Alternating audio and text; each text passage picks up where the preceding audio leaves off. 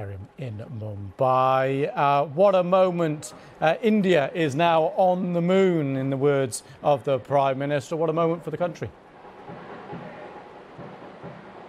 It's certainly a very proud moment for people here in India as the country created history to be the first one to land on the south pole of the moon and contribute to the global space research with such important aspects. And, this is important and there were scenes of jubilation, people chanting patriotic slogans, hugging, distributing sweets, because it's a moment of joy and a moment of pride for everybody around.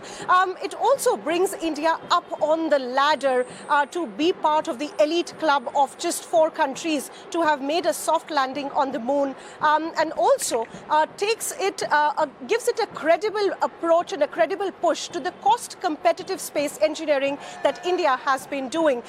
After the failure in 2019, it was really an important attempt by India to position itself. Remember, it's just been 3 years that India has opened up the space industry for private players here, because the government wants to make the space economy a larger portion and expand it. And we've already seen the startups coming into this space double in number in just 3 years' time. And that is the kind of interest that's coming in. And when we were talking to, enthusiasts, people, especially even young, audiences who were here to watch the live screening, they were all talking about the prospects this builds for India to grow in the space economy, to build on from here, and also build more jobs around the space sector for youth coming in. So on a lot of accounts, this is a historic moment for India as well as for the world, and India's contribution into the space research. Yeah, Archana, a huge achievement landing in this part of the moon, the south, near the south pole, because it's so much harder to land there than near the equator, as has been done before. But it's not over, is it? People are still watching because the landing has taken place. The next step is the rover rolling out of the lander and on its wheels then going out on a little explore. That's what's coming up next.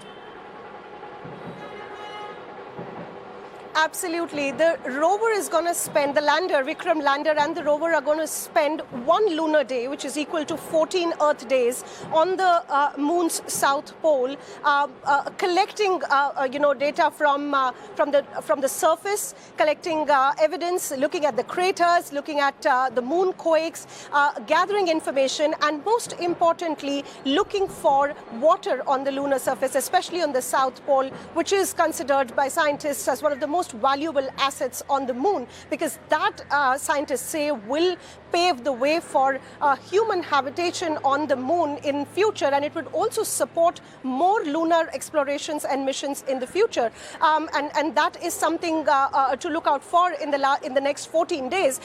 One thing that ISRO pointed out, they said that the last mission in 2019 was focused on success, and this mission was focused on failure. So it was a failure-oriented mission, which means they had built in for all the failures that could come, and that has added to the success. And this is also what will support the exploration in the next 14 days with the payloads, with the scientific instruments that are on Vikram lander that would be collecting material and matter and data, not only for the world, not only for India, but for the world when it comes to lunar explorations. Archana, great stuff. Thank you very much for